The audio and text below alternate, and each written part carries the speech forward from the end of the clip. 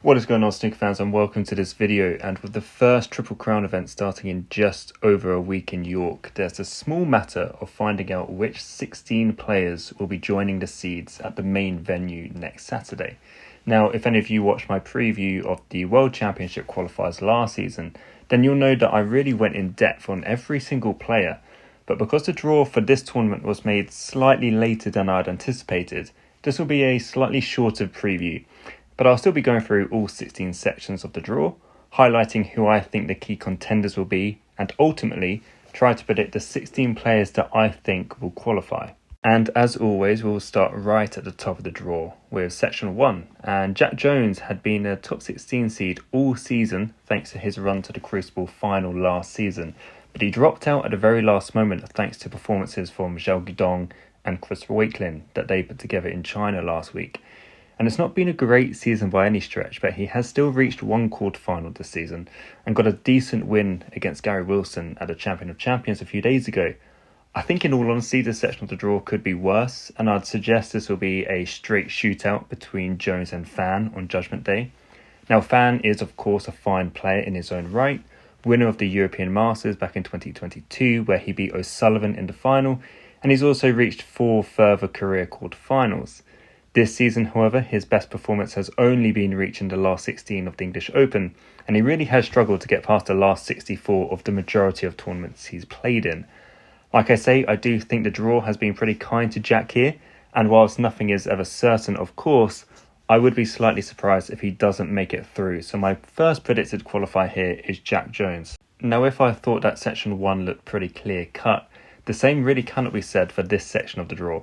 We've got plenty of notable names here. Mark Joyce has beaten Judd Trump at this tournament before. Artemis Sissins is a really exciting European prospect. And David Grace is a former semi-finalist here too. But for me, there are 3 strong and perhaps equally measured contenders here. Elliot Slesser is the highest ranked player at 32 in the world and has reached a semi-final as recently as the Northern Ireland Open at the start of this month. Steve Maguire, ranked just 1 place back in 33rd, is of course a former winner and a further 2 times beaten finalist in this tournament. However, he has only won 7 of the 16 matches that he's played this season, and his best record in a tournament is getting only to the last 16 of the British Open. And then there's one final man that I've not mentioned yet, and he will actually be my pick for this section, and that is Long Zihong. Long may have not done too much else this season aside from reaching the semi-finals in Wuhan a couple of months ago, but I'd suggest his confidence will be pretty high still. And with the pressure arguably being more on the shoulders of Slesser and Maguire in this section, I don't think it's a reach at all to say that he could make it all the way to the main venue. The third section of the draw is headed up by Robertson, no, not that one, and the last season's Crucible semi-finalist Stuart Bingham. Now, without going too much into it here, I do think that this will be a Judgment Day battle between the 2 aforementioned highest seeded players. However, that's not to say that there's potential banana skins here as well. Stuart Carrington and Daniel Wells are ever present in the snooker draw, and 2 men I'd suggest have made good outside bets in a lot of qualifiers in previous years for the biggest tournaments. And there's also the youngster Ben Mertens also lurking in the section who could be looking to make a name for himself. But as I say, I think Jimmy and Stuart will be able to overcome their opening round hurdles to set up what would possibly be one of the best matches to watch this week. We all know what Stuart is about, and had he have reached a Crucible final last season, he very well might have found himself a top 16 seed here. Jimmy, I think, has looked good this season, highlighted best by his run to the quarterfinals in Saudi Arabia earlier in the year. Now, I do hesitate to go against Stuart because he has so often proved that he is a man for the biggest stages in this sport, and I was wrong to have not backed him to qualify for the Crucible, so I'm sure I'll be kicking myself in a week's time when I see him safely qualify. But I'm going to stick with my instinct, I think, which is for Jimmy just to edge past him and qualify. Another really tasty section of the draw here, and we've got Hossein Fafai as the highest seed in section 4, ranked 24th, and the Iranian made it all the way to the semi-finals in York last season before losing to eventual champion O'Sullivan. But the snooker gods have placed him in a very awkward part of the draw here. Jamie Clark has not looked particularly good, to be honest, at any point that I've watched him this season, but he too qualified for York last season and beat Khan Wilson in the opening round there too. And recent ventures to the Crucible has demonstrated what a danger he can be to anyone that he plays. and he could potentially set up an all-Welsh tie here against Jackson Page. Now, Jackson finished last season very strongly, of course, with a run to China Open semi-finals, and then he qualified for the Crucible. And he's followed that up this season by reaching the final of the Championship League right at the start of the season, and he also got to the quarters out in China last week. I've talked about the future that he could have in the game if he finds that little bit of consistency required, and it looks like that he may just be starting to find his feet. Also look out for here is Ma Heilong, who's beaten the likes of Wakelin, Carter and Jimmy Robertson this season. Ultimately though, I am going to just give the edge to Fafai. It's not been a fantastic season for him by any stretch, but when it comes to backing someone to qualify for the big tournaments, Hussein is becoming quite reliable, and I think he may just do it again.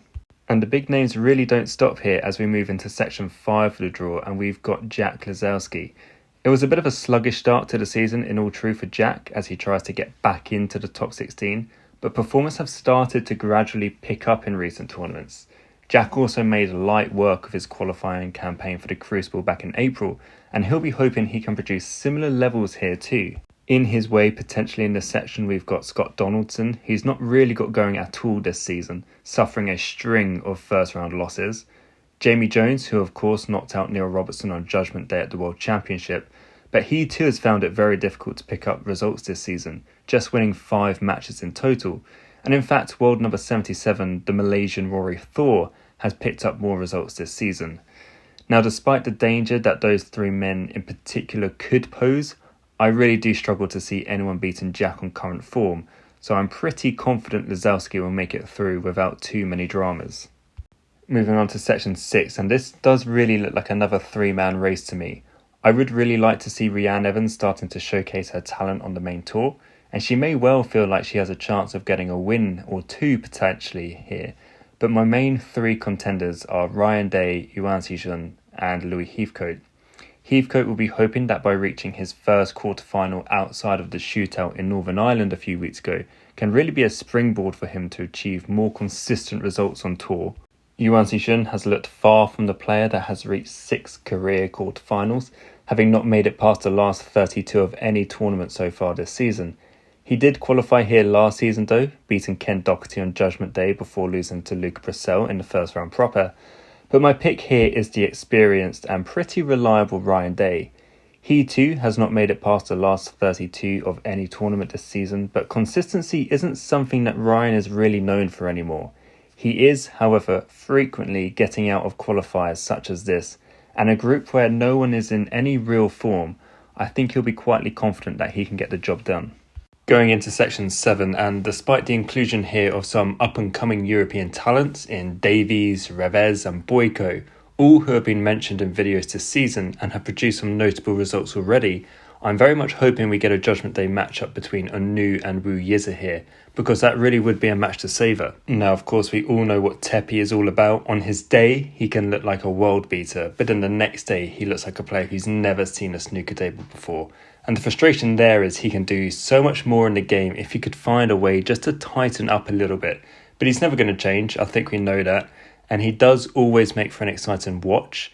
Wu Yiza, of course, has made a final this season, and was within a couple of frames of landing his maiden ranking title as he continues to make his way up the rankings. So like I say, I am very much hoping that this is the Judgment Day match that we get, because there will be 2 players who don't really know what the word safety means and usually have at least a couple of really simple errors per match in them, so expect fireworks if this is the matchup we get. My heart would want to go for Anu because I think we all probably have a bit of a soft spot for him, but my head says Wu Yiza will just sneak past him, and that's what I'm going to go for here. Up next, we've got the world number 20 and former World Championship finalist Barry Hawkins. Now, if Barry were to fail to qualify, it would be the first time since 2011 that Barry did not make it to the venue, although that of course includes the period between 2013 and 2021 when it was just a flat 1-8 draw. In his section, he has Alexander Ursenbacher, who has been a pretty anonymous figure so far this season, although he did get 2 big wins recently against Michael Holt and Ben Wollaston to qualify for the Scottish Open. Alfie Burden also hovers around in this section too, and he has beaten Ding Junhui this season, although he's not won a single match since that win. But the main obstacles in this section seem to come from who Hawkins will likely play in the Judgment Day match. Robbie Williams is another man who has pedigree for qualifying for the World Championship, but again, really has done very little of note this season. And then there is also the veteran Mark Davis, who again has been pretty quiet this season, but has picked up more wins than anyone else bar Hawkins in this section. Again, I don't really envisage Hawkins being challenged too much in this section, and I do fully expect him to come through. We're into the bottom half of the draw now, and we find the world number 19 Tom Ford here, and he is a man much like Jack Jones who spent most of the season as a top 16 player before falling out at the worst possible time. Unfortunately, there's no real way to sugarcoat what has been an awful start to the season for Tom, who has only won 2 matches so far, which is a massive shame because he was making really good progress last season to get himself into the top 16 to begin with. But truth be told, there is no one in this section that is really in any kind of form, which makes it a very tough one to call. Joe Perry has been talked about on this channel before, as it does seem like his time on tour could be coming to an end very soon. And it is possible that his dedication to his own game has been pushed to the side a little, as we know he's taken up a bit of a coaching role for Neil Robertson. Just the 4 wins this season for Perry, who is now outside of the world's top 50 and is provisionally due to fall off tour come the season end. Ben Wollaston continues to be a player that you always half fancy to beat a top player, but don't fancy him as strongly to beat those around him, but he has got wins over Mark Williams and Gary Wilson this season. Mink Nutcherat is also in this section, and who knows, perhaps she can get a run going, but there is no real form to suggest that will happen here. As I say, there is a chance for a surprise package in this section because of the lack of form of all the higher ranked players that are in it, but I'm going to stick with Wollaston, who at least looked capable of stringing results together this season. Section 10 on paper looks pretty eye-catching, doesn't it? Starting with Zhao Yulong, he is the highest seed at 30 in the world, and he did make it to the quarterfinals of the UK Championship last season as a qualifier, and that included wins over Neil Robertson and John Higgins. He then followed that up with a run to the semi-finals in last year's Scottish Open, and looked like he may be on the cusp of a top 16 place for the first time, but he's not been able to kick on since then, and instead has started to fall down the rankings instead of rise up it. Matt Selt is another one of those players who I usually suspect will be a favourite to qualify for either the UK or the World Championship, and he has had a decent campaign so far, with his best performance coming at the Wuhan Open, where he lost to O'Sullivan in a decider in the quarterfinals. We also have 2 representatives from Hong Kong in Chung Kai-Wai and Marco Fu, as well as the former under-21 world champion Aaron Hill. I do think the sensible option here would be to go for Matt Selt, but I've not really taken too many punts in these predictions yet, and even though I don't think I fully back this choice, I would love to see Marco Fu back competing on the big stages, and he has also beaten Zhao Yulong this season, so who knows, if he can produce a level somewhere close to his best, then he has every chance, and I'm going to stick my neck out and go for Marco Fu here. In section 11, we have Ricky Walden, who has probably become so used to playing Tepchea Anu at Triple Crown qualifiers that he half expected to see his name in this section too. But instead, he is up against another Thai in the shape of world number 27 Noppon Sankam, and truth be told, this is easily the best section of the entire draw. Starting from round 1, we have Zhao Sing Tong, and I'm sure there'll be conflicting points of view regarding his return after it was found that he was party to that large match fixing scandal that rocked the snooker world last year. Although I think it should be clarified that Zhao himself was never found guilty of match fixing, but was rather involved in betting on matches which were known to have been thrown. And Zhao is currently making light work of the Q Tour this season, where he's played 20 matches and won 19 of them so far, and has won both of the amateur events he's played in, including making not 1 but 2 maximum breaks along the way. So the former UK champion at least looks to be making a positive return to the sport. And he'll be playing Sunny Akani first round, and the Thai has picked up some good wins this season too, most notably against John Higgins at the Xi'an Grand Prix. In addition, we've got Anton Kowalski, who I tipped to be my player to watch this season, and Igor Figueiredo, who is the world seniors champion, and also made a pretty good account of himself as the champion of champions, I thought. And you've also got the veteran Anthony Hamilton here, who is still kicking about, and Jing Jun, who had a good run to the last 16 at the International Championship. And all of this is before we even get to the highest seeds in this section. Ricky Walden, twice a semi-finalist at this tournament, has struggled this season, only reaching the last 32 of an event on 2 occasions, but has not done any better. And Noppon Sankam hasn't been anywhere near the heights that we know he can produce either this season, as he too has failed to get past the last 32 of any tournament so far. Like I say, this is easily the best section of the draw in my opinion, and even though he'd need to win 4 matches to qualify, I am going to back Zhao Xingtong, not just because the headlines will write themselves if he does make it to the Barbican, but also because his game is clearly in very good nick, and he won't be afraid of beating anyone here. Section 12 sees the introduction of world number 22 and last year's Crucible semi-finalist Dave Gilbert. Dave's also had a pretty respectable season so far too, reaching a couple of quarterfinals at the Xi'an and British Opens. Elsewhere in this section we have Dominic Dale, who's enjoyed a bit of an upturn in form not long after announcing that he would retire at the end of this season. Last spring he became the oldest player in 14 years to reach the Crucible, and he's also beaten Sean Murphy this campaign too. Former world champion Graham Dott is also lurking in this section. Results have been tough to come by for the Scot in recent years, and he's now fallen outside of the top 50 in the world, and may start to be looking nervously over his shoulder as the threat of falling off tour begins to loom larger and larger. Elsewhere in this section is Julian Leclerc, who was one of my players to watch last season, and I still maintain that he's a very pleasant player to watch. There's also recognisable names such as Paget and Mitchell Mann here, but I think I struggle to see them causing much of an issue. Prediction for me looks like a pretty routine path to the Barbican for Dave Gilbert. Heading up the next section, we have Robert Milkins, who did begin this season inside the top 16. However, just like Tom Ford, it's been a bit of a horror show to say the least so far this season, and Milkins has only won 2 matches as well, which has seen him slip to 23rd in the rankings, and there's little sign of encouragement for him at the moment. Jimmy White, the man who refuses to go anywhere, is in this section too, and to Jimmy's credit, he has won 8 matches this season in comparison to just the 2 wins that he got in the entirety of last season. Some of these wins have come over players like Hussein Fafai, Jackson Page and Dominic Dale as well, so he's arguably in better form than we've seen him in a fair number of years. But there is also a very dangerous Chinese pairing of Tian Pengfei and Zhu Si here as well. Tian is a bit of an old hand at this sport now, and whilst this season has been very quiet for him, I do feel like he is someone you can never quite discount any time that he plays. Zhu Si, on the other hand, of course, had a very impressive week at the International Championship where he beat Judd Trump, made a 147 and reached his first ever semi-final. And based upon the fact that he should be pretty confident in his game right now, Zhu is my predicted qualifier for this section. However, definitely don't discount Tian as a bit of an outsider. Section 15 of the draw also promises to be a tight one to call. Pang Jung-soo, one of several Chinese players to make a semi-final this season, is the highest seed, and having beaten both Robertson and O'Sullivan in recent weeks, you'd have to suspect that he'll be feeling very, very confident in his game right now.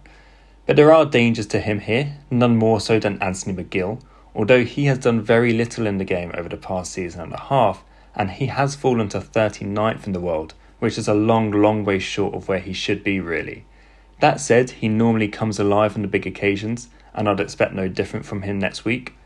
Robbie McGuigan and Stan Moody are 2 very exciting young prospects, but Stan in particular is starting to make moves this season, having made 2 last 16 appearances and scored wins over players like Jack Jones, Brian Day and Zhang Anda.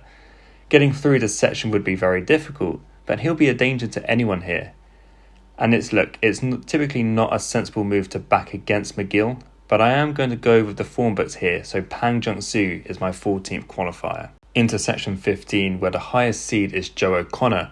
I've said this many times throughout this video already, but Joe is another man who is yet to really get going this season, which will be disappointing for him to not follow up that victory he had over Mark Selby at the World Championship back in the spring. And this is not the section of the draw you want to be in if you're struggling with your game. Ishpreet Singh Chadha is following up an impressive debut season with another strong showing this campaign, highlighted by his best run to the semi-finals of the English Open. The dangerous Liu Haoshan is here as well, and he's reached a couple of last 16s in what's been a fairly solid yet unspectacular season so far. His fellow countryman Liu Hongyu is in the draw too, but he has done very little of note since reaching the semi-finals of the English Open last season.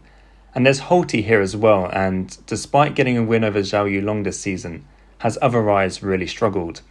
I think there's several players you can make a really strong case for here, but my gut instinct went straight to Liu Haoshan, and there's not too much in the stats to make me think otherwise. And last but not least, we have the final section of the draw headed up by Robertson. Yes, that one.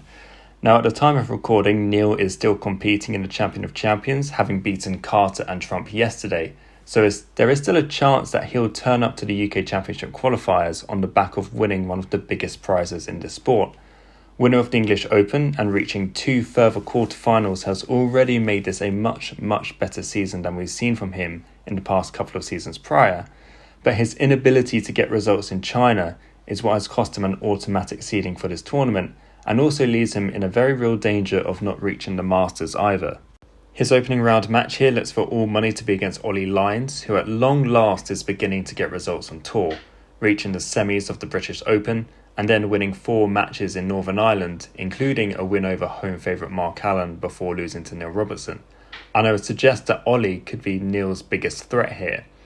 But on the other side of the draw, there is plenty of experience in the shape of Matthew Stevens and Martin O'Donnell. Martin's a player that I'd probably put in the same bracket as players like Stuart Carrington, Daniel Wells, Scott Donaldson, etc. A player who's always in and around the top 32 in the world and always poses a threat in these qualifying events, and I would still expect him to be a tough nut to crack, even if he hasn't had a great season to date. And then we've got Matty Stevens, who of course needs little introduction.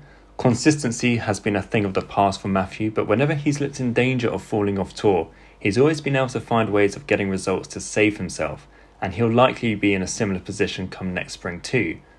I do think the draw could have been worse for Neil, but I think I said a very similar thing at the World Championship too, and we all know how that panned out.